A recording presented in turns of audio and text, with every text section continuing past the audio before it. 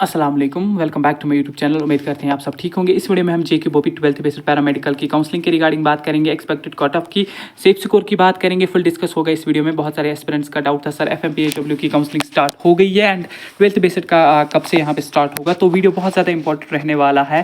Counselling की dates mention होंगी, expected cut off mention होगा। वीडियो को स्टार्ट करने से पहले जो भी चैनल पर नया है वो चैनल को सब्सक्राइब करें एंड किसी का कोई भी डाउट रहता है regarding any counselling any cut off, तो वो टेलीग्राम इंस्टाग्राम की लिंक बायो में है, वहाँ से जाके आप मुझसे पूछ सकते हैं, कमेंट्स में भी पूछ सकते हैं।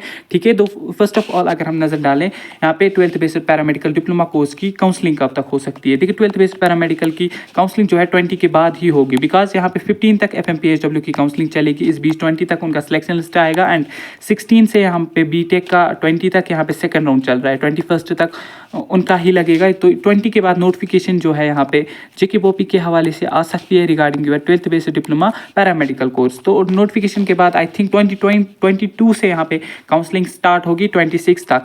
तो डैट मीन्स आपका जो है फर्स्ट तक सिलेक्शन लिस्ट भी आ जाएगा एफएमपीएचडब्ल्यू और 12th बेस्ड डिप्लोमा कोर्स का। उसके बाद आई थिंक यहाँ पे बीएड की काउंसलिंग होगी 1 जुलाई से, यहाँ पे बीएड की काउंसलिंग होगी। ठीक है, बीएड की 1 जुलाई से 10 जुलाई तक एंड 10 जुलाई से मुझे लग रहा है 20 जुलाई तक ये बीएससी नर्सिंग की करेगी। तो इस बीच क्या है कि 20 तक आप वेट कीजिए। जिनने भी 12th based paramedical diploma courses का यहाँ पे एग्जामिनेशन दिया है वो 20 तक वेट करें। 20 तक आपकी काउंसलिंग की नोटिफिकेशन आ जाएगी, डेफिनेटली आ जाएगी। ठीक है, तो रही बात आप नोटिफिकेशन की, तो 20 तक वेट करेंगे। तो एक्सपेक्टेड कट ऑफ देखिए, मुझे जो भी स्टूडेंट पूछता है उसके चाहे कितने मार्क्स हैं, उसके 100 मार्क्स हैं, 0 मार्क्स हैं, 1 मार्क्स हैं, 10 मार्क्स हैं, तो उनको यहाँ पे गवर्नमेंट सीट मिलेगी। देखिए क्यों, बिकॉज देखिए नंबर ऑफ सीट्स जो है, टोटल नंबर ऑफ सीट्स वो कितनी है 3200। ठीक, कितने स्टूडेंट्स अपीयर्ड हुए हैं 2977।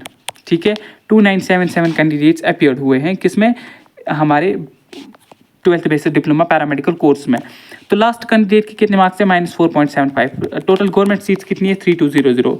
तो हर एक स्टूडेंट को यहाँ पे सीट मिल जाएगी, बिकॉज टोटल सीट्स गवर्नमेंट की ज़्यादा हैं, स्टूडेंट्स ही कम है। आरबीए में हम अगर देखें तो लास्ट कैंडिडेट की रैंक क्या है 2981। ठीक है, एसटी फर्स्ट की बात करें तो क्या रैंक है 2984।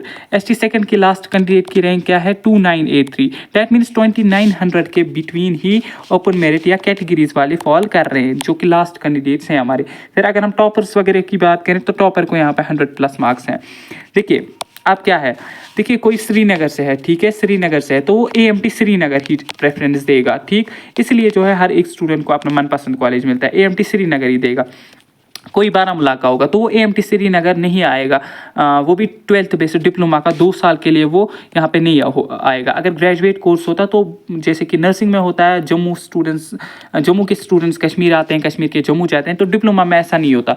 जो जिस डिस्ट्रिक्ट का होता है वो वहीं पर जो है एएमटी लेता है। एएमटी बारामूला वाले बारामूला में जाते हैं, अगर उनकी सिलेक्शन श्रीनगर भी होती है तब वो नहीं आते हैं। ठीक है, तो उनको सेकेंड थर्ड राउंड में फिर बारामूला में मिल जाता है। एंड रही बात जो स्टूडेंट चाह रहे हैं कि हम दूर कॉलेज जाएँ, उनका यहाँ पे कोई भी फ़ायदा नहीं है। आप डिप्लोमा करना चाहते हैं तो अपने नज़दीक के कॉलेज से करिए। ठीक है, तो गवर्नमेंट सीट हर एक स्टूडेंट को मिलेगी, इसमें टेंशन लेने की ज़रूरत नहीं है। श्रीनगर वालों को एएमटी श्रीनगर मिलेगा, अनंतनाग वालों को अनंतनाग, बारामूला को बारामूला, जम्मू वालों को जम्मू, पुंछ वालों को पुंछ।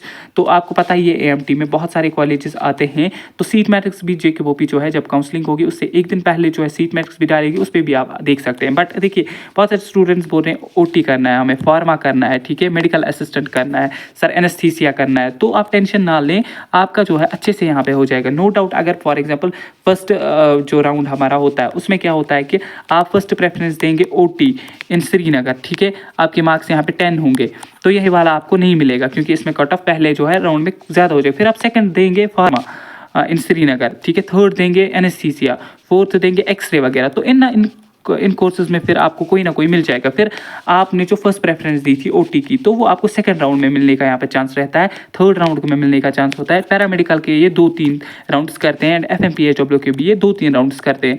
तो 2-3 राउंड्स में क्या होता है कि देखिए अगर फॉर एग्जाम्पल अभी जो है total number of students examination में 2977 अपीयर्ड हुए, तो इनमें एटलीस्ट 900 स्टूडेंट्स ऐसे होंगे तो जिनने जो काउंसलिंग में पार्टिसिपेट ही नहीं करेंगे, जिनने जो है जीएनएम का दिया होगा, जिनने बीएससी नर्सिंग का दिया होगा, वो वहाँ पे सिलेक्ट हो रहे होंगे। तो कॉम्पिटिशन कितनों का रहा 2000 का, तो 3200 सीट्स है। तो डेफिनेटली आपको मनपसंद कोर्स एंड मनपसंद कॉलेज पहले राउंड में अगर कट ऑफ हाई हो जाता है, थोड़ा सा हाई इन द सेंस कि आपकी सेकंड प्रेफरेंस लॉक हो जाएगी, वरना ये हाई नहीं कि आपको कॉलेज नहीं मिलेगा, कोर्स नहीं मिलेगा, डेफिनेटली मिलेगा, बट ये कि अच्छा वाला कोर्स अगर फर्स्ट राउंड में नहीं मिला तो नेक्स्ट राउंड में आपको वही कोर्स मिलेगा जो आपने फर्स्ट प्रायोरिटी रखी थी, क्योंकि नंबर ऑफ कैंडिडेट्स क्या होते हैं, कम होते हैं। जैसे कि फॉर एग्जांपल आप देखिए सीट्स 3200 है, टोटल नंबर ऑफ कैंडिडेट्स कितने हैं 2900, 300 स्टूडेंट्स फिर भी कम है अगर गवर्नमेंट सीट्स की बात करें तो, ठीक है। And at the time of counselling कितने होंगे, 2K के अराउंड यहाँ पे स्टूडेंट्स जो हैं होंगे वो काउंसलिंग में पार्टिसिपेट करेंगे। फिर उसके बाद जब एडमिशन वगैरह होगा तो और 100 से 200 स्टूडेंट्स नहीं एडमिशन करते हैं, क्योंकि उनका माइंडसेट चेंज होता है डिप्लोमा को लेकर या कुछ और चीज़ें होती हैं, एंड फिर वो एडमिशन यहाँ पे नहीं करते हैं, तो उसकी वजह से भी कंपटीशन बहुत ज़्यादा कम हो जाता है। तो ऑलरेडी 12th बेसिस पैरामेडिकल में इस बार जो है कंपटीशन कम है, तो आपको टेंशन लेने की ज़रूरत नहीं है। देखिए लास्ट कैंडिडेट जो ओपन मेरिट का है -4.75 उसके मार्क्स हैं, तो इसको भी मैं बोल रहा हूँ आपको गवर्नमेंट सीट यहाँ पे मिल जाएगी, ठीक है। आपको पहले राउंड में गवर्नमेंट सीट मिलेगी एंड सेकंड राउंड में आपको अपना मनपसंद कॉलेज मिलेगा, ठीक है। RBA में लास्ट कैंडिडेट के मार्क्स -5 हैं, तो इसको भी यहाँ पे गवर्नमेंट सीट मिल जाएगी। ST फर्स्ट में लास्ट कैंडिडेट को -10 है, तो इसको भी यहाँ पे गवर्नमेंट सीट मिल जाएगी। ST सेकंड में यहाँ पे लास्ट कैंडिडेट को -6.25 है, तो इसको भी यहाँ पे गवर्नमेंट सीट अलॉट हो जाएगी। ALCIB में लास्ट कैंडिडेट को -1 है, इसको भी गवर्नमेंट सीट मिलेगी। OBC में -1.75 लास्ट कैंडिडेट को, इसको भी गवर्नमेंट सीट मिल जाएगी। SC में लास्ट कैंडिडेट को 0.25 है, तो इसको भी यहाँ पे गवर्नमेंट सीट मिल जाएगी, ठीक है। अगर फॉर एग्जाम्पल इन 0 या 10 से बिलो जिनके पॉइंट्स हैं उनको फॉर एग्जाम्पल पहली वो प्रेफरेंस देंगे फार्मा, तो उनको ये नहीं मिलेगा पहले राउंड में, बट सेकंड राउंड में, थर्ड राउंड में उनको ये डेफिनेटली मिलेगा, ठीक है। तो फर्स्ट प्रेफरेंस अगर आपकी लॉक नहीं होती, दूसरी, तीसरी, चौथी, पांचवी लॉक होती है, तो आपको प्रेफरेंसेस अच्छी से देनी है, अच्छे से इन द सेंस कि आपको गवर्नमेंट कॉलेजेस अच्छे से रखने हैं, तो जो कॉलेज चाहिए उसमें कोर्सेज अच्छे से फिलअप करने हैं। जो ही काउंसलिंग होगी, काउंसलिंग में मैं आपको हेल्प करूँगा, आपका फॉर्म जो है खुद भी लगाऊंगा, या आप मुझसे नहीं लगाना चाहते कोई स्टूडेंट, तो उसको गाइड करूँगा कि कैसे क्या प्रेफरेंस दे। बट यहाँ पे जो भी 12th बेसिस पैरामेडिकल डिप्लोमा जिसने एग्जाम दिया उसको यहाँ पे गवर्नमेंट सीट अलॉट हो जाएगी, ठीक है। रही बात काउंसलिंग की, 20 के बाद आपकी काउंसलिंग स्टार्ट हो जाएगी JKBOP की तरफ से, ठीक है।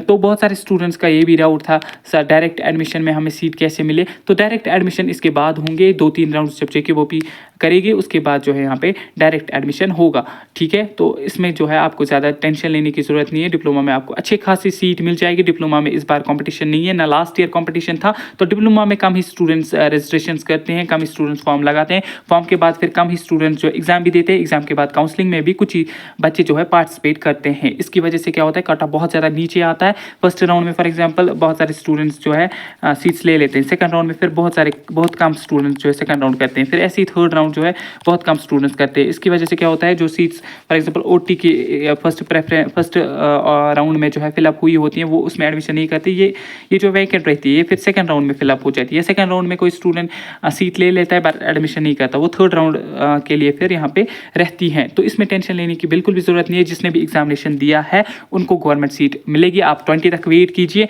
20 को जो ही काउंसलिंग की नोटिफिकेशन आएगी मैं इन्फॉर्म कर दूंगा, एंड मैं खुद आपकी काउंसलिंग का फॉर्म लगाऊंगा। आप बिल्कुल बेफिक्र रहिए, टेंशन के बगैर रहिए, 20 तक वेट करें, फिर आपको डिप्लोमा में यहाँ पे एडमिशन हो जाएगा। होप कि इस वीडियो से आप पूरा का पूरा क्लियर आपको हुआ होगा। अगर फिर भी क्लियर नहीं हुआ, टेलीग्राम इंस्टाग्राम के लिंक बायो में है, कमेंट्स में आप पूछ सकते हैं, वहाँ से भी मैं आपको क्लियर करने की पूरी कोशिश करूँगा।